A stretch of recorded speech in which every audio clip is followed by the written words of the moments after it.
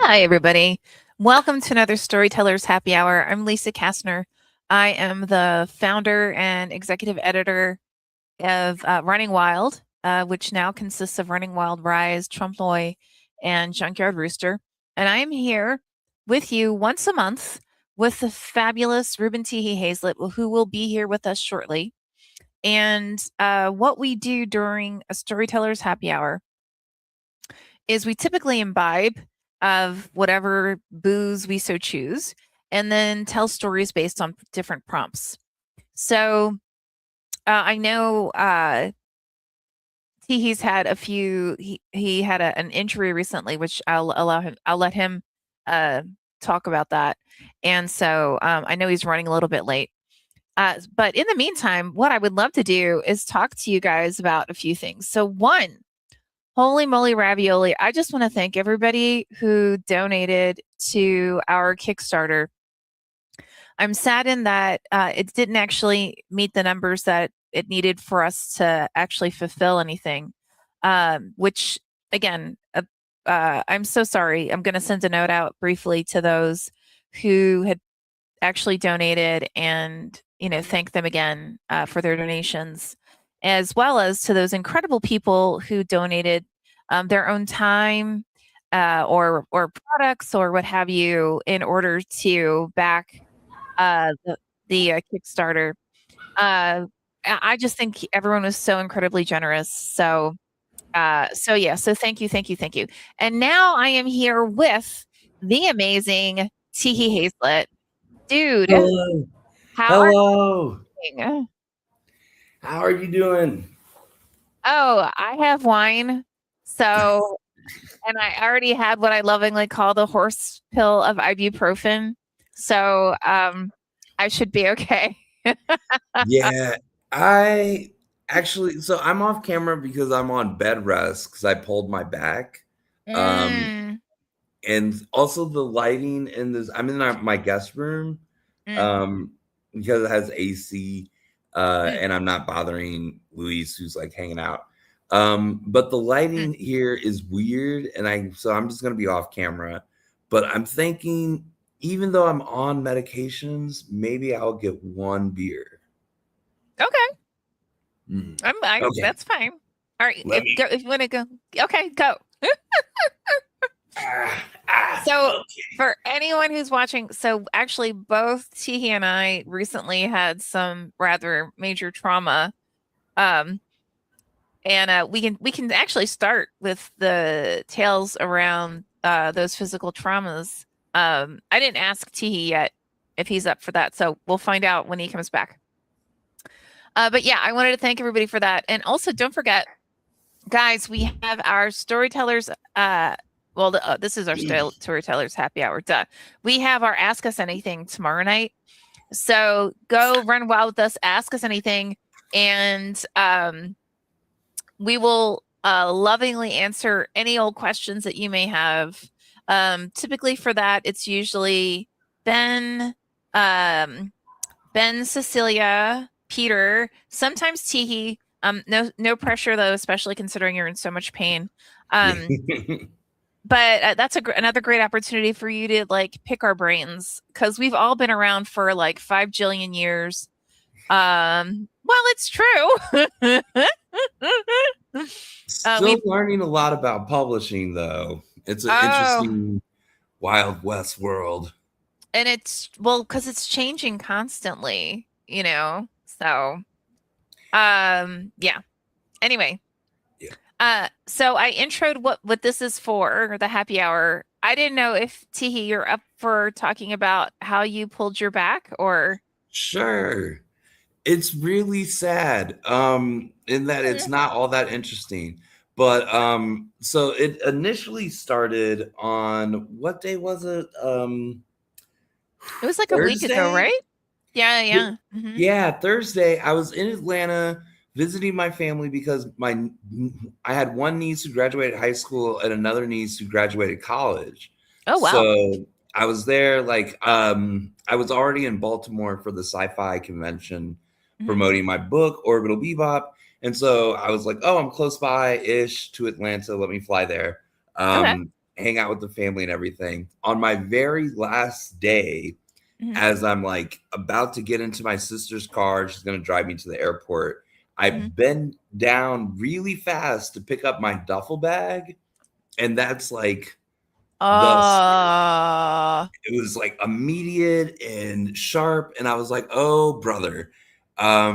I definitely pulled my back. And I have like 6 hours of flying ahead of me. Oh, So no. that's not going to be great. Mm-mm. But how that was able to happen so quickly is I've been doing a lot of traveling for my job and for the book. And when I can, I like to like stay with people I know. And Mhm. like I love my family. I love my chosen family in New York. Mhm. But the bed sleeping position situation was not great in either place. Mm. Um, it's like sleeping on fold out couches or like a really, really old mattress at my mom's house. That was also Mhm. like really low to the ground. So like getting out of it every day was like a weird pressure on my back. Oh, got Um, it. yeah. So it wasn't just one thing, it was several things. Mhm. Um, but yeah, so now I've been on bed rest for several days. Mhm.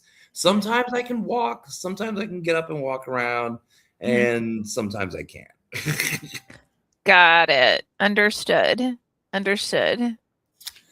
Not fun. Um, No. Mm-mm. yeah, and it all stems from an accident I had in my 30s. Mm. Actually, well, no, this happened in the winter, but I was about 32, so about 10 years ago when Okay. I was living in New York. I was walking to work and I slipped on some ice and I landed on like my hip really, really bad. Ooh. Slid out into traffic, almost got ran over by a car. Mm. Um, and then from that moment, I herniated a disc in my spine in my L2. Um, and saw a doctor, tried a whole bunch of mess of different things Mhm. until I was finally able to get like relief from the chronic pain Mhm. and was pretty good for the last 10 years. And then Mhm. this time bending down to pick up that duffel bag, like just Did it. brought it all back. Oh boy. Oh boy. Well, that sucks. Yep. Not fun. Sciatica is Mm-mm. not fun if anybody's had it. Agreed. No, it's not. It's not fun. So, Yeah. well, I am not on bed rest, but I'm not allowed to drive and I'm not allowed to work out.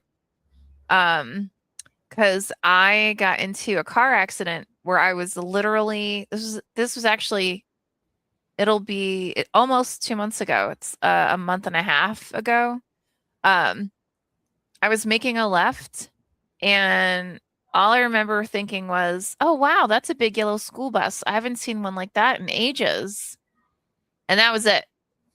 And then I woke up and I was surrounded by EMTs Yikes. and they were just like, okay, stay still. Do you know what happened? And I'm like, no, and who are you? And they were like, oh my God, you completely passed out, blah, blah, blah. And I'll show you if I can show you. I always have a hard time because I'm not used to sharing stuff on in StreamYard. So it Oh usually yeah. takes me a minute.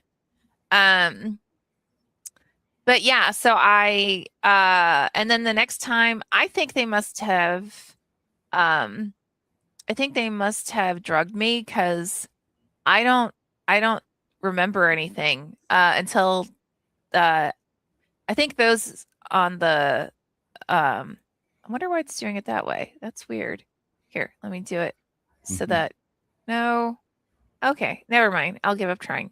So but they what they did is that I woke up again in the ER and in the ER they were like, well, we scanned your brain, we did blood work, we did all these body scans, blah, blah, blah. Do you remember anything? I'm like, no. Like, why would I remember anything? And they're like, oh, well, we didn't find anything wrong. Like, we didn't find a reason for you. They're claiming that you ran into the school bus. And I thought, Well, I don't remember anything, so I mean, I guess it's possible, you know. Mm, So Teehee, for real, I slept the entire weekend. Like I could not. I really couldn't. I could barely move. yeah, Um, and when I went to my doctor, she was like, "Okay." It turns out in Los Angeles, if you have an accident like that, or if you fall and you don't remember it, they actually put your license on hold. that's Uh, crazy, but that's kind of a good move. yeah, I agreed. So they put my license on hold, and it's until your doctor signs off on it. So I've just been going through a slew of tests, and although they haven't found anything like evidence of a seizure or like a brain injury or anything like that, they found like a tumor under my rib cage, which explains why my appetite's gone down so much. Oh And no. but they said it's malignant. So it's one of those like, well, we found this, but I wouldn't worry about it because You mean benign? benign. Sorry. Thank you.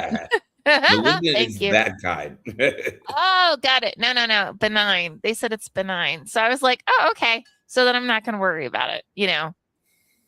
Yeah, And they confirmed that that I had a fractured shoulder. Like it's all this stuff where it's like, okay, we're just confirming like what you already knew.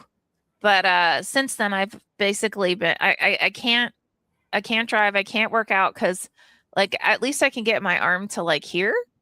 that's But good. if I do any pressure or anything, it just whacks it all out. Um, so anyway, I'm telling the story because it's like I feel you on the my whole body hurts, and there's a reason I take horsebill ibuprofen, right? Yeah, I'm taking a whole bunch of different drugs. So I'm taking Mm. an anticonvulsant that helps deaden your nerve pain, Oh, okay.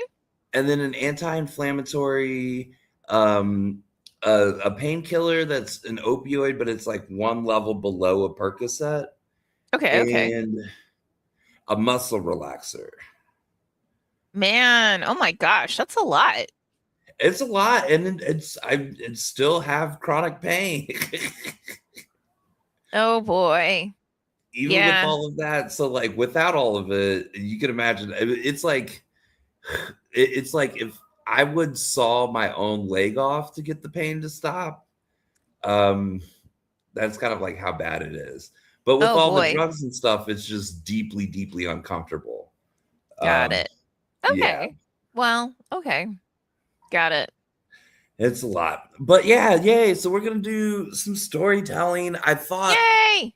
based on this theme, I actually had an idea for like two different kinds of things, but we're gonna open with just like impromptu storytelling that Okay. is about pain.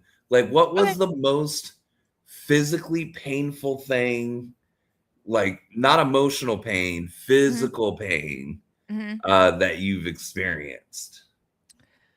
Uh, for me, it's happened a few times, and it's when like I can't walk or I can't stand up, but I don't know why. Mm-hmm. So, like I've literally I've had instances where I was so beyond the normal threshold of pain that when I went to stand up, I couldn't. Like I literally just dropped. Oof. Uh, or I was in so much pain that um I uh like my breathing was shallow, and I couldn't get up. I couldn't really move. And so someone would either have to kind of help me walk to the car. Um, and then what's interesting is once they gave me painkillers and the painkillers kicked in, that's when I was in enormous pain. Yeah, hmm it's weird that it happens like that. Yeah. How old were you when that happened? That was once when I was 9. once when I was, I want to say 25. And then actually, oddly, it happened when I was, for a while, I was doing a lot of like 5 and 10K runs and like Spartan races. And I was in the middle of a 5K and all of a sudden I couldn't really lift my leg like I would normally. I was like dragging it. And again, it was one of those like I didn't know why, so I stopped running and I started just like walking. And I got to the finish line and I turned to my husband and I was like, I think we're gonna minimally have to go to the doctor. And he was like, why? And I said, I can't actually lift my leg. I'm dragging it to get anywhere. And I can't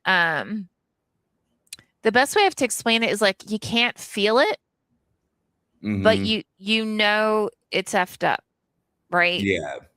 And for that one, when we went to the doctor, that was another one when they gave me the painkiller. That's when I knew both my hip and my ankle were screwed up. Hmm. Um, my hip it was more muscular, and my ankle I had cracked. And they put me in an ankle brace. So, Dang. but yeah, it was yeah, you just can't, you're so far beyond pain, you simply can't feel it. So, Yeah. hmm That happened to me when I was a kid. I think I was like 11. And I didn't know at the time what was wrong with me. We do know now. I yeah. had viral meningitis. Oh I was my. Yeah, Wow. it was summer. I was trying to do some stunt in a swimming pool, like Mhm. flip into the pool, and I hit my head. I took on a bunch of water. The maintenance people at that apartment complex did not properly clean that pool, so that's how Ah, I got it. And it happened really fast. But so wow. viral meningitis is a virus in your spinal cord and your brain fluid, and it Mm, basically just like eats your brain and eats your spinal cord, and it's super painful. But I was a kid, and yeah, like I don't remember the physical sensations of the pain, but I do mhm, remember being in pain so much that mhm. I started hallucinating and Oh like boy. completely lost grip of reality. Oh And then they boy. put you on painkillers, but as a little kid, they were like, these painkillers, these are like opioids and they're Mhm, really addictive. So mhm. like you're gonna have to do 12 hours painkiller, 12 hours without painkiller. Oh Um, my. yeah, yeah, which was insane. I do remember like screaming bloody murder at Mhm. like the nurses when the pain meds wore off, I bet. but I don't remember what it feels like anymore. I do remember telling people it felt like an elephant was stomping on my skull, Oh boy. Yeah, I bet. which yeah, it's a weird thing for a kid to say, but Mhm, like accurate and like I think pretty illuminative of of the pain. But like, yeah, the physical sensations of it, I don't remember. I do remember looking at the wall because there were stripes on the wall, and I mhm. thought the colors were moving and like having this huge war with each other. And Oh. yeah, and my mom being like really scared. So I was literally like visually hallucinating. And I couldn't tell if that would happen on the pain meds or Mm, without the pain meds. mm, It was just the whole thing was murky. I thought I was in the hospital for like 2 days, but it turns out I mhm, was in the hospital for a week and a half because I mhm, like completely lost any sense of time, mhm, mhm. Oh boy. Wow. which Oh, was yeah. wild. Yeah. Well, then this brings me to this other question of because we're both writers, and Mhm, we both work at Running Wild Press. mhm. So like how do you write about physical pain? Oh wow, that's interesting. Um,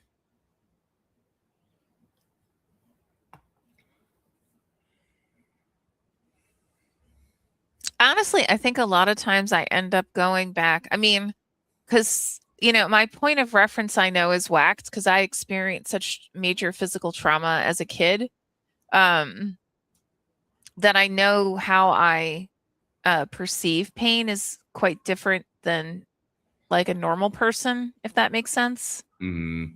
Like I have a higher threshold for pain. Um,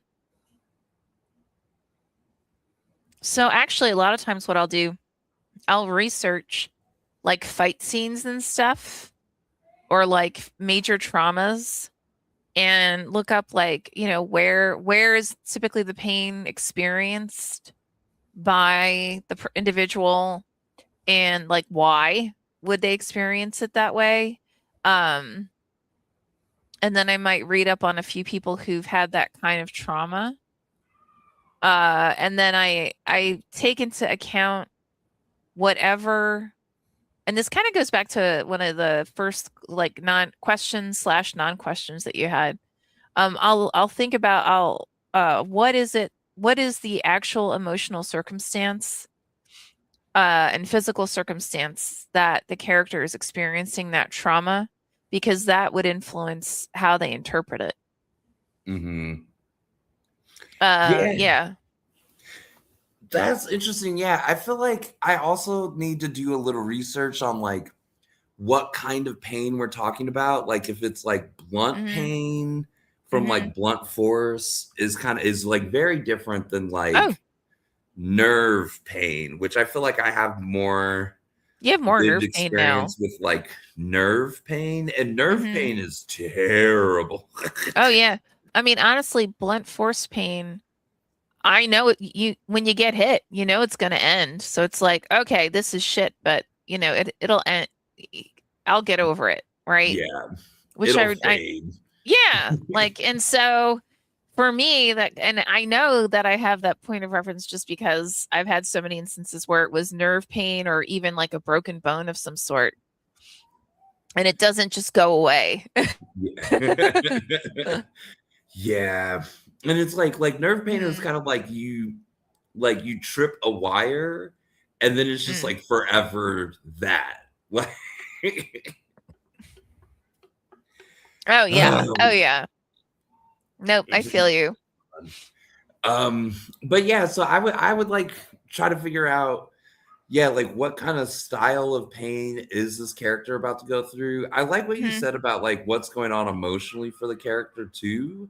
Hmm. Um, and then it makes you think too of like the history of your character.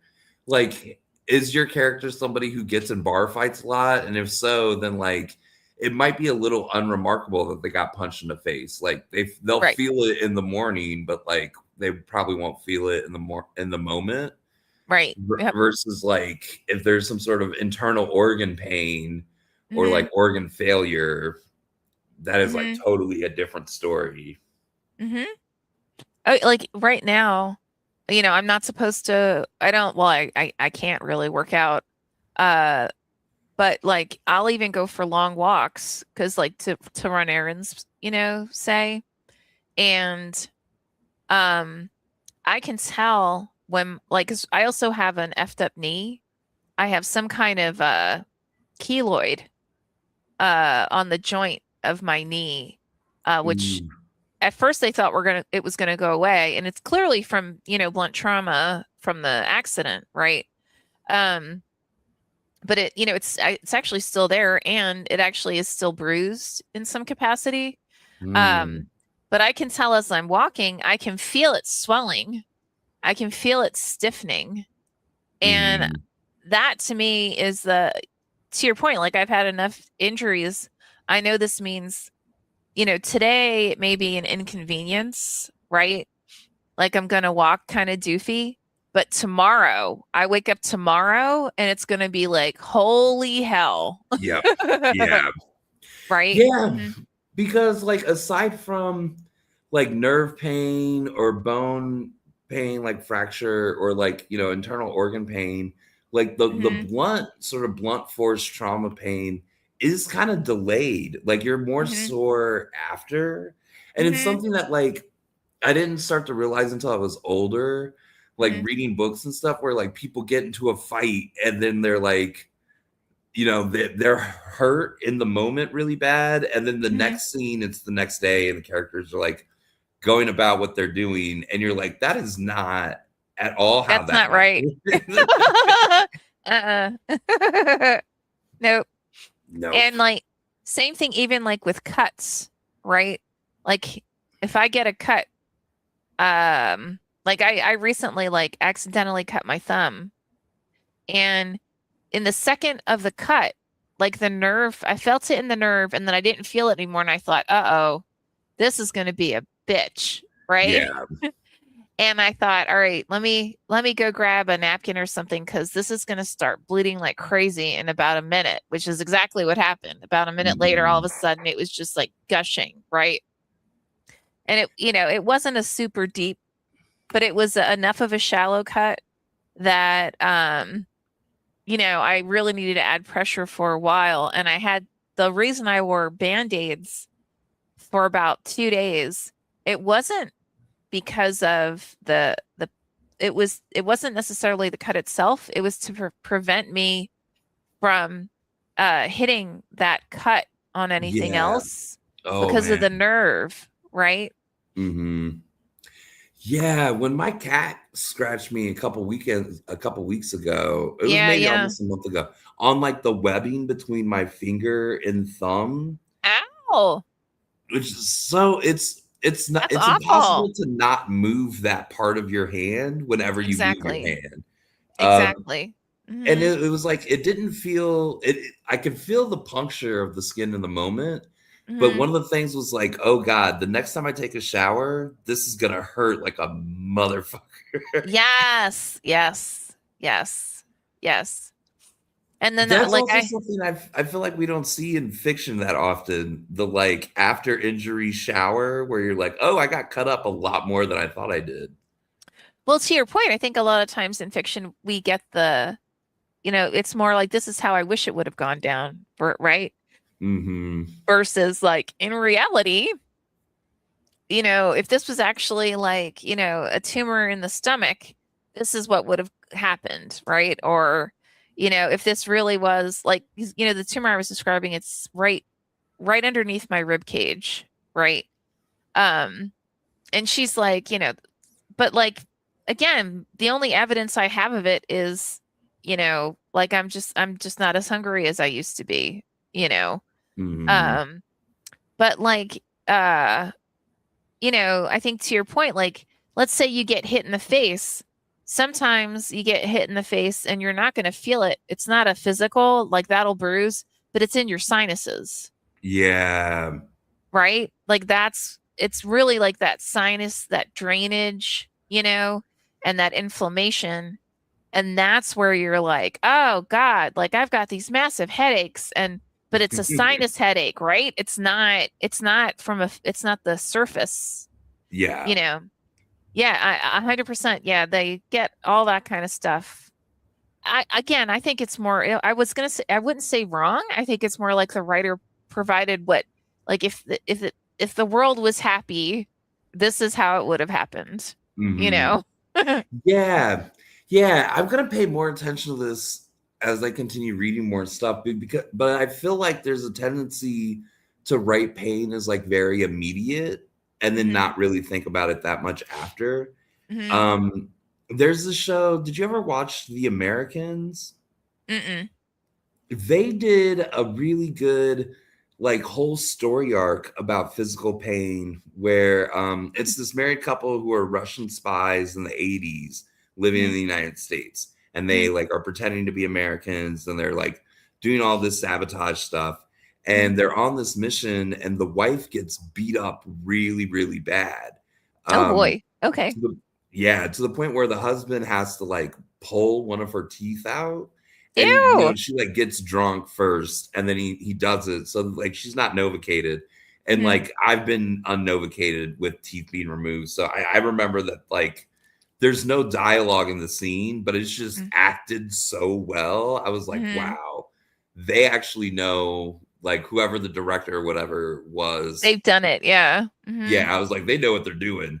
Yeah. Yeah. But the thing that was cool, so she had that tooth removed, and she also had like a bruised rib, like not a broken, maybe it was a broken rib, Mhm. but she's also a housewife with kids. So the Mhm. next day she has to do all the stuff in the kitchen, but she just got the crap beat out of her, and she had to like hide it and like hide it from her own children. And it was like Oh, it took 3 episodes for her to get back to quote unquote normal. And I was like, wow, that's actually a really good, that's accurate. Yeah. yeah, accurate Mhm. reality of being Mhm. injured with like the added thing that she had to like keep it a secret, which makes it like even worse. So actually going back to your question of like when did you have the most pain? I actually was on a trip to Spain with a dear friend, Lila, and I I had one of those, I couldn't tell if it was a tooth or sinus or what, but this pain that no matter how much ibuprofen I was taking, it wouldn't go away to the point where she actually got so worried. We were like out running around having a good time.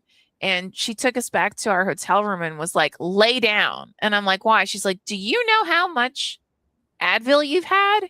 And I was like, no. And she's like, how are you even conscious? Because I must have been taking it like, you know, I think I was taking maybe like 3 every like hour or something like that. Whoa. And she Yeah. was like, "You need to lay down."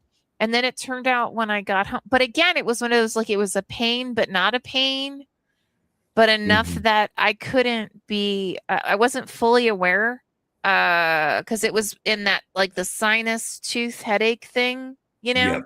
Yep. And when I got home and I went to the dentist, it turned out I needed all of my molars pulled. Whoa. And that's why I couldn't tell the difference between it being sinus, tooth, Yeah. and jaw, you know? Yeah, that's the crazy thing about tooth pain is it's interconnected and it spreads. Like Yeah. because your nerves go really deep into your jaw, but then they circle Mhm. all the way up around your head. So like Mhm. you're just feeling it everywhere. Exactly. And what's weirder too is like any kind of sinus drain, it's like you can feel it draining, which Mhm. to me is just nasty. Yeah.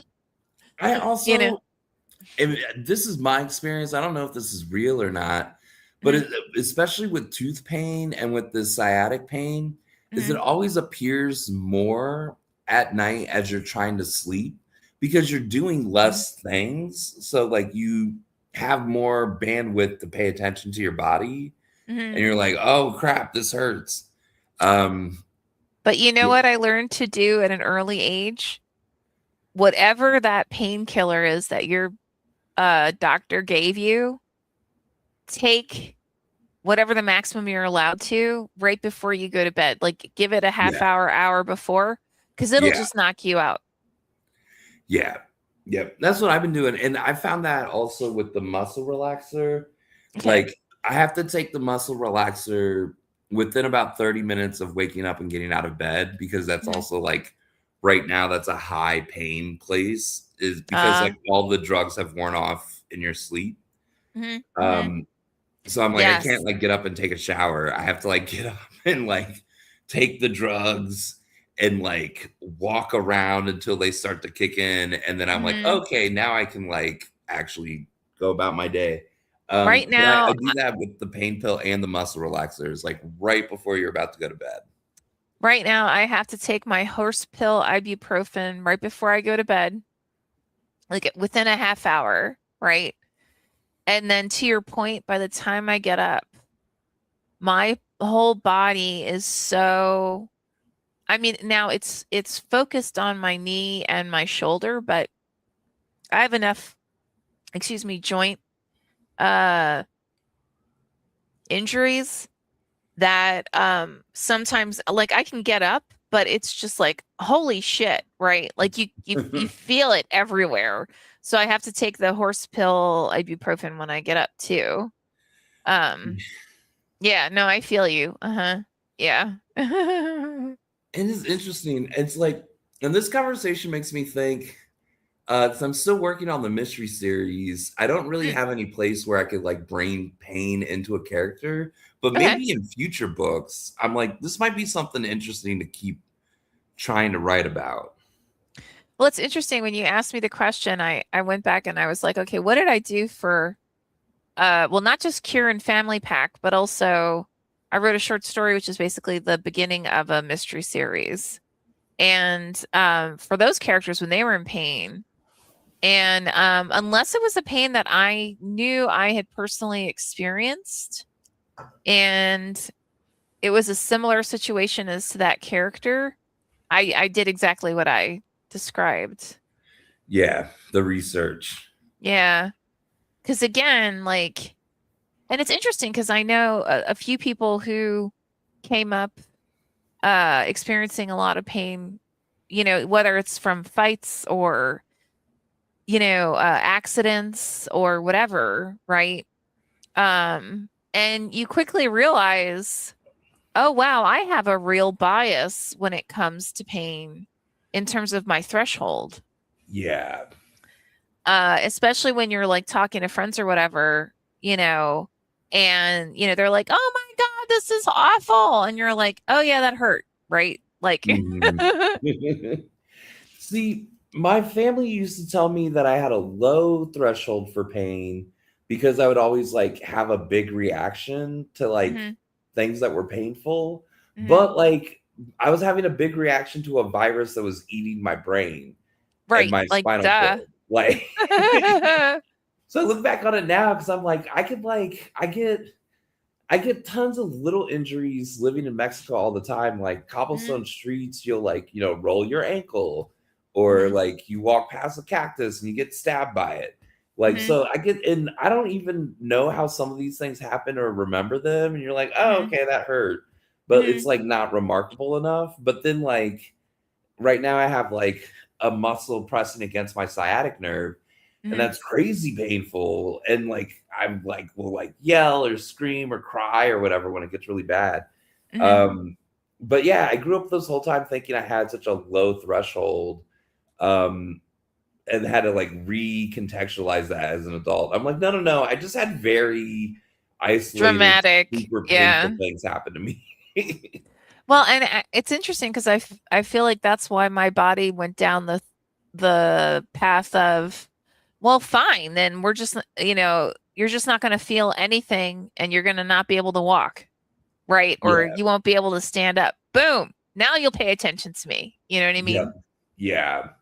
Yeah, because like the So, everyday kind of pain, it's just like you're just like, whatever. I mm, don't know. I like to think that like maybe my family are actually the low threshold pain people. maybe, They're just maybe projecting onto me. it could be. It could totally be. Yeah. Yeah. Yes. Um, Oh well. well, and it's funny too, because like the accident I had, when I told my doctor I don't remember anything, and a few other like doctor's assistants or whatever, they were like, "Oh yeah, that's normal." And I'm like, "What do you mean that's normal?" Like at the time, everyone in like the ER and stuff were acting like, "Oh, this isn't normal, right?" Like clearly you had a heart attack. And I'm like, "I had a heart attack. I'm only 54. I mean, I guess that's possible, but that's weird." Mm, And then, but they're like, but we can't find any evidence of it. I'm like, then that means I didn't have a heart attack. yeah. Like, this isn't, and from asking around, that's when I found out, oh, when you're about to get into an accident, what's become, there's been more and more evidence of individuals who your body shuts down as a Mhm. self-defense mechanism. Yeah, you like and your mind stops recording memory in the same way. Exactly. And they're like, not that's more so evidence that it wasn't you, it was the other party. because they Mm. were about to hit you. And I'm like, oh, and I don't know anything because all I knew was one minute there was a big ass school bus, and the next minute I was surrounded by EMTs. So I was like, I Yeah. I don't know what's going on. So, When I mhm. was a teenager, I had my first car and I ended up getting in an accident. I still can't remember how, but I like hit a tree, but I was a Oh teenager and a boy. bad driver. Okay. I might have been swerving to avoid something, but Sounds like like it. Yeah. the last like 15 seconds before the crash, Hmm. like none of those memories make sense in any chronological order. Ah. There's just like, and you're kind of like in shock, especially that was like, I don't know, I'd only been driving a car for like 2 weeks, you know. So it was like, shit, all this stuff happens and all these like, Hmm. not really like your life flashes before your eyes, but like, yeah, I don't know. It's your body prepping you for like, this is gonna hurt, or like this Yep. is gonna be real crazy. Like we're Yep. gonna retreat back into ourselves so that you don't have to record all this stuff. Exactly. Exactly. Okay. Complete change of topic. Cool. So, are there any songs that you are like your go-tos? And if so, why? For what purposes? Um, just like in general. And I know that changes over time, but yeah.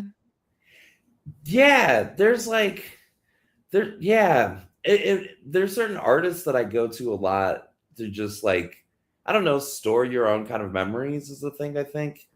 Okay. I said that in an interview once. And sometimes like a really good song is just like a time capsule for you. Okay. Um, so I really like, there's like certain albums like Rihanna's Anti album. I like Mm-hmm. love everything on that album and can go Okay. back and forth through that. I also sometimes feel like I have songs that follow me, whether or not Mm-hmm. I like them or not. When I lived in Southern California, what Mm-hmm. was it? It was the uh, Tears for Fears, Everyone Wants to Rule the World. I Oh, used to hear yeah. that song every day, Everywhere. Yeah. everywhere, sometimes multiple times a day. And I was Mm-hmm. like, what is the universe doing? Like, why is the song happening so often? And I would like, you hear it in gas stations, you hear it in like the grocery store, you like hear it at a bar. And I would just like ask Mm-hmm. people, I'm like, are you aware that the song is just like being played this much? And Yeah. nobody seemed to Mm-hmm. like notice it. So I was like, all right. And I went through a phase where like I really hated that song because I was hearing it too much. And then it Mm-hmm. grew on me. And the Mm-hmm. same thing is happening now with this song. It's from like the 20 teens, but it's called Murder on the Dance Floor. And they just play it at so many bars and PV. Mm-hmm. Um, that like me and Luis joke about how many days we can go without hearing the song. And it's been like a max of like 4 days in the last Wow. 12 months. Wow. Um, Okay. yeah. So I've gone through the roller coaster of like, okay, this song is catchy. I can understand why it's being played all the time to like, Mhm. I hate this song. And now I'm like so like now I like unconsciously sing the lyrics because like I've never like actively learned the song, but through repetition, I know the whole song. Okay. And it just I feel like a zombie. I have like zero Mm. reaction to it. It's like a Mhm. Pavlov response now or something. Okay. Hmm. Yeah, that's weird. No, A no, no. friend of mine sent me a picture of a bartender. He was like, "Oh, this is a cute bartender. Do you know his name?" And in the background on the television was that music video. Oh my God. All right, that's freaky. Yeah. So Yeah. it was stuck in my head for like a whole day. I was like, "Damn it, this song never like it follows me everywhere." I like in every grocery store, retail store, whatever in Cali right now, they all just play 80s and 90s songs. And I'm watching like these teens and like early 20s jamming out to these songs that I'm like, how do you even know what the song is? Right? Like and it takes so much of my energy not to ask, you know. Uh Hmm. I actually at one point I did ask someone who I knew who was like a general manager for a store, and I was like, "How do you guys pick your?" But and I told her why, and she was like, "Oh, I don't really know, but our primary buyers are all in like their 40s and 50s, so I'm guessing that's how they came up with, you know." Oh, And I was like, "Okay, well that makes sense." yeah, Um But yeah, oh my God. So right now I am constantly jamming out to Rihanna's Umbrella, that's a but good it one. it's gotta be the Tom Holland where he was when he it The has to lipstick. be, yes, it has to be the lip sync because I think that was the best version of all the versions, even though it wasn't the full song. And like you can't beat how Tom Holland and what's her name? They look at each other. Like it's Hmm. so clear that they had obviously been friends long before then, right? Um but also how he just basically ignores everybody else and focuses on her, right? And you can tell like everyone else on the stage was like waiting for him to come up to them. And he was just like, not you, not you, not you. And just went boom, like right to her. Like, I mean, it was fabulous.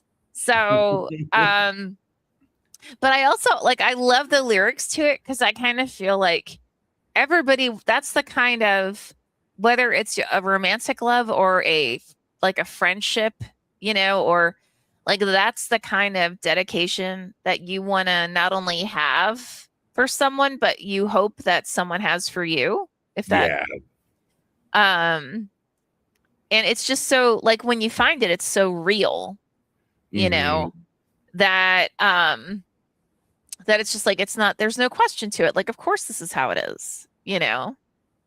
So my like 90s song that's like coming back in fuller force for me. Hmm. Well, not lately because I'm in bed rest, so I can't go anywhere. But this gay bar that me and Luis go to for like happy hour, when you go kind of like at the beginning of the night, they play Hmm. a ton of like early 90s stuff, which is really, really fun. Hmm. And the song that I'm like recontextualizing for myself is Bop by Hanson. Oh, okay. When that song Interesting. came out when I was a kid, I hated that song. And Mhm. so like now I'm like older and I'm listening to it and I'm like, this is kind of a jam. Like I'm like, Oh, hold yeah. on, these little white boys were onto something. I did used to I never really got into Nirvana, which every white person watching this is probably going to kill me, but I don't care. Um, but like I always, for some reason from day one, Foo Fighters, like I totally got Foo Fighters, Yeah. and She Wants Revenge. I don't know if you know that band, She Wants Revenge. Um Mm-mm.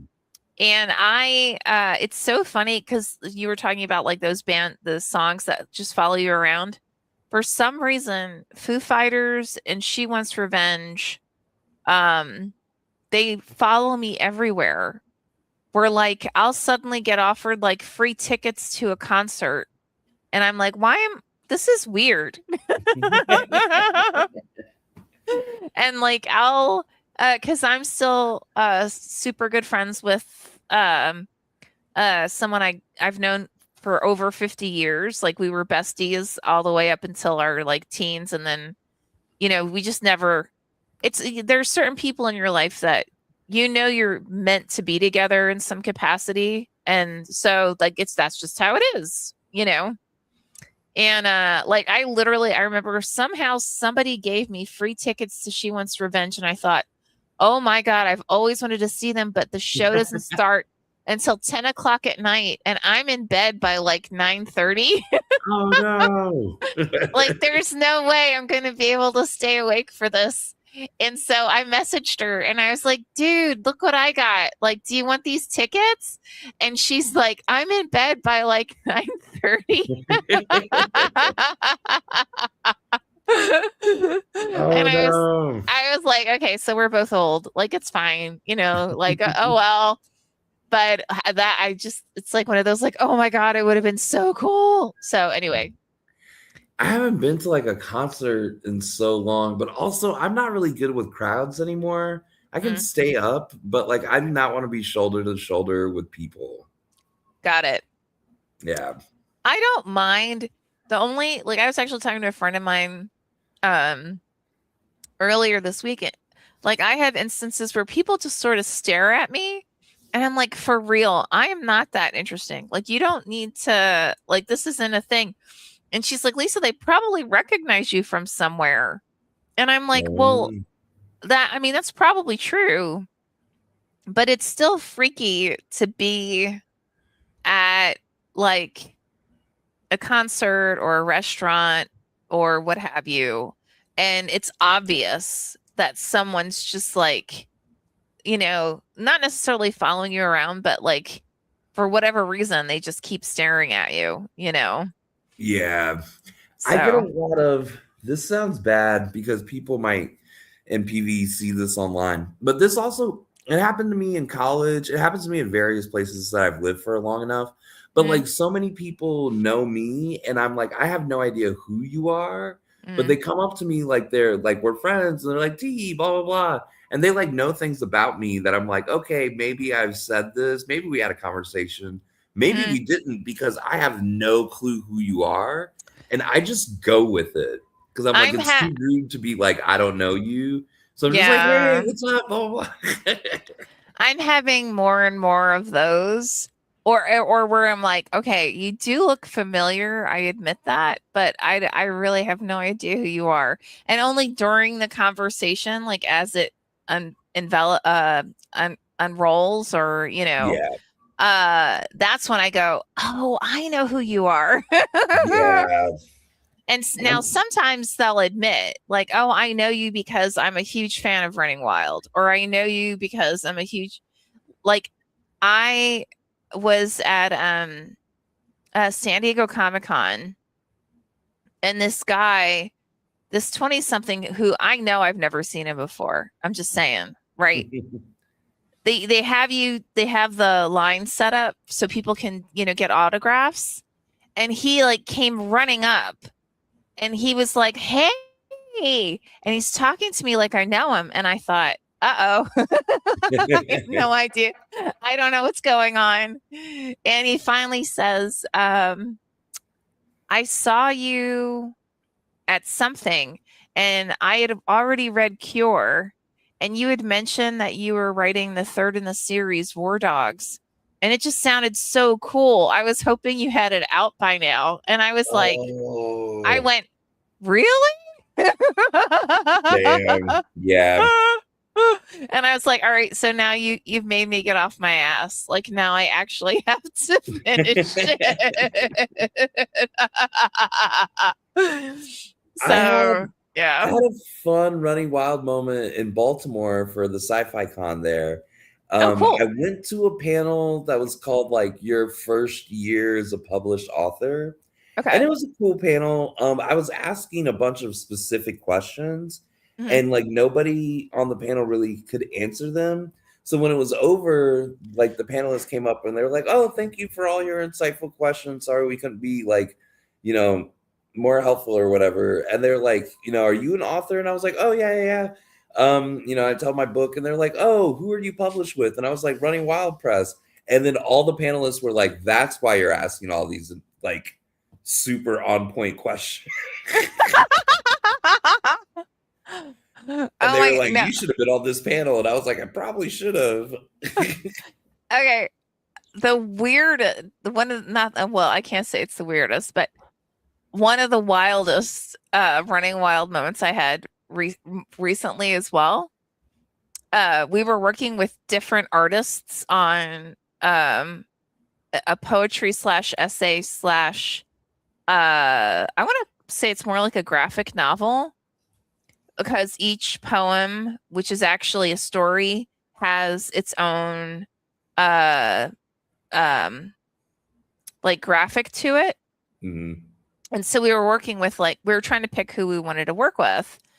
And I'm so used to either people know who we are or they don't. And if they know who we are, then they don't usually, they just say, "Oh, no, oh yeah, sure, I'm happy to work with you," or whatever, right?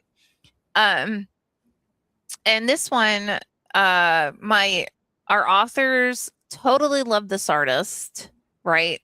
And so I was about to go through the diatribe of like, okay, well, we publish great stories that don't fit neatly in a box. We've already had multiple books of the year, multiple books that have won awards, multiple books that were, named completely groundbreaking in their respective genres, whatever, right? Da da da da. So I'm starting to go into it, and she goes, "Oh no, you don't have to do that. I know who you are. I've been dying to work with you people." And I was like, "Come on, say what?" That's awesome. Like, it's so Right? crazy when people, like, already know who Running Wild is. I'm like, "Whoa." Yeah. And like when they're really super and or like I'll be on panels with some of our authors, and that's when I find out like they submitted to us intentionally. Like, Mhm. it wasn't just like "Oh my God, I just want to be published," right? I'll send Yeah. it everywhere. Like I'll find out when we're on a panel that like they had we were either like their first pick, or like they read, and they'll be able to actually name books, right? Like like I know that sounds weird, but like they will actually be able to name books where they reference like, "Oh my, I totally loved, um Dispossessed." And they'll say this book and that book or whatever, or they'll mention like they had friends who worked with us, and they were so in love with the results of their friends' books that they said that they had to come to Running Wild. And I'm like, and now of course they lay this out while we're on a panel in front of people, right? So I'm like, huh? Oh, oh, oh, like, how do I play this off? Yeah, I need to get better at not fanboying out on the actual panel that I'm on. Okay. I did really good. I met the dude who wrote the Dresden Files. We were on a panel Wow. together. Yeah, that's a really big. I used to watch that show. That's Um, huge. Yeah. yeah, and I did not fanboy out. I was just cool, calm, collected. Now, But Michael admittedly, Cunningham, I did kind of freak out. I was like, "Oh my god!" well, of course you did. I mean, come on. It's good to um, get that out of the way, like the first couple of panels with like people you totally worship and respect, so that you can be a little easier when you do other panels with people. that's true. Yeah. I mean, one of my fangirl moments that I could not hide. I'm a huge Stephen Graham Jones fan, right? Mhm. So I don't know. For those who don't know who Stephen Graham Jones is, technically he's a horror writer. I argue he writes more like horror meets magical realism meets literary. Oh, cool. Um, and he's like of Native American, well, of one of the tribes, right? And we were both at StokerCon, which is the horror writers conference in North Mhm. America. And he came running up to me and he's like, "Hey, Lisa, I have been dying to talk to you." And I was like, "What?" And he's like, "Yeah, we totally need to get together." I'm like, "Uh-huh." Right? Drool, drool, drool. Like, how do I not hide this? Like, I was like, "Yes, we completely need to. I have no idea what you mean by get together, but whatever it is, I'm down. Like, I was just like, holy shit, you're Stephen Graham Jones and you're talking to me and you know who I am. How is this possible? I mean, like, Oh, huge award winner. Yeah, for real. Yeah. Mhm. also, this happened at Balticon when I had like my book signing. This Mhm. random guy walked by and he saw the book cover and he was like, "Oh my god, I need to buy your book right now." And he's like, "I saw your book when I was on vacation in a bookstore. I remember the book cover." He starts describing the bookstore, and I was like, "Were you on vacation in Puerto Vallarta?" And he was like, "Yeah." And I was like, "Were you on vacation in Puerto Vallarta in January?" And he was like, "Yeah." And I was like, "Okay, you're not BSing. Like that Like, was that's for real. yeah, Oh, and for anyone who's watching, just so you know, like, I know right now we have several books that are on back order.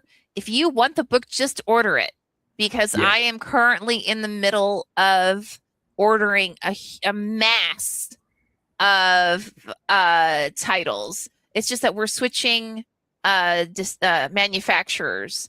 cool. Because we've had so many problems with our current manufacturer that I think I've finally found a new manufacturer. So please, please, please, if there's a book that you're curious about and you're just like, but it says it's out of stock, buy it anyway. It's gonna be delivered. I promise you that. It will Yep. absolutely be delivered. So Yeah, in this day and age, it's kind of like there's no such thing as out of stock anymore. it's usually like a couple weeks delay, right? But it's not like it's gone, to your Yeah. point. Yeah, absolutely. Absolutely not. But yeah, I mean, it's just that I've been in conversations with two different manufacturers for several weeks now, and I think we're finally at the point of uh agreement. So once that's nailed, then I'm gonna do a mass order. And so again, if you ever see any of our books and it says it's out of print, or it will never say out of print unless we're not publishing it anymore. But if it says it's out of stock, but you can still order it, go ahead and order it. Seriously, go ahead and order it. Exactly. Or in the immediate, get like the ebook, Yeah. right? And then so you've got that in the immediate, and then you can go ahead and you can get the paperback, or even get if it has the audiobook, because I'm also doing a heavy push for all of our audiobooks.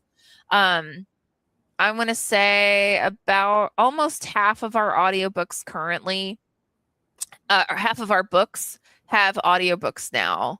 Mhm. Because I've been doing a massive push on that. And I have an agreement with a narrator for her who's a dear friend and she's brilliant and fantastic. She's going to do all the narration for all of our anthologies. Oh, hell yeah. Yeah, yeah. So you'll be able to get whatever you want, whether it's fiction, nonfiction. You'll be able to get our novella anthologies, our short story anthologies, whatever it is, you will be able to get it in either ebook, paperback, or audio. Boom, from Yep. us. So, Awesome. all right, with that, I'm sure, dude, you must be dying. And I like so totally love you for doing this, even though you're in so much pain. So, Thank you. I love you too, Lisa. I'm doing pretty good as long as I don't move well, very much. then don't. Well, I was gonna say, well, have your love bug get you a beer and then go to sleep. Yeah, that is definitely the plan. Awesome. All right. All right. Okay, guys, join us next month, another Storytellers happy hour, and think of like things you want us to answer, because we're like, whose line is it anyway? You give us a doofy thing and we'll fucking come up with an answer. So Exactly. just Exactly. saying. All All right. right. Love you. Love you Okay. too. Bye bye. Bye.